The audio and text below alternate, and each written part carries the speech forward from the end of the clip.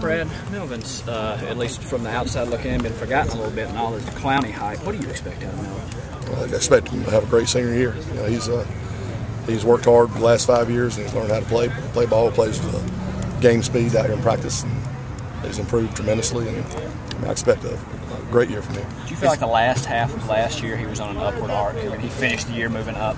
Yeah, he was a linebacker and a running back in high school, and he's just gotten better and better and better. He fought putting his hand on the ground for a couple of years, and when he finally said, "That's what I am," he's gotten better and he's bought into it, and he's a tremendous player for us. Do you think all the attention that Taylor and Connie have gotten kind of motivated him? No. Melvin, he's not motivated by that stuff. Melvin is motivated because he likes playing football. In high school, they told me if you gave him a Gatorade, he'd play hard. And here he's got Gatorade all the time, so he's motivated for college football. Talk about the progression of Aldrich and how he's come along. Aldrich is a very smart football player, understands the game, plays the proper leverage. All the fundamentals that make you a good player, he's good at those.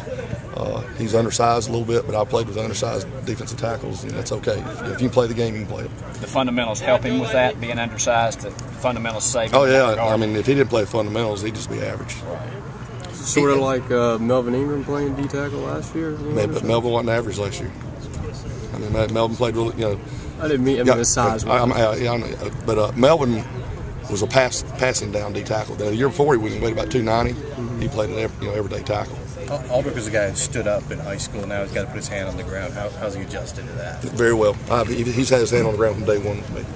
Have you got a pretty good feel for your rotation, what you're going to be running in and out against East Carolina? I'm getting there right now. I'm still haven't decided. We're going to go right up to game week, but I'm starting to get an idea of who can do what. And, mentally, what's too much for somebody, or so.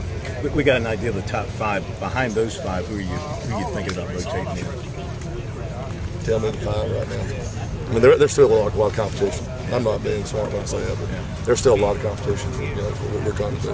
Has Jaredo continued to progress, considering he got such a great start? Yeah, Jaredo's he's getting better. And that's what all this practice is for. The guys that are proven SEC players is to maintain their level of ability, and then if you're a guy that's learning, you make an improvement every day. What's the status of Dukes?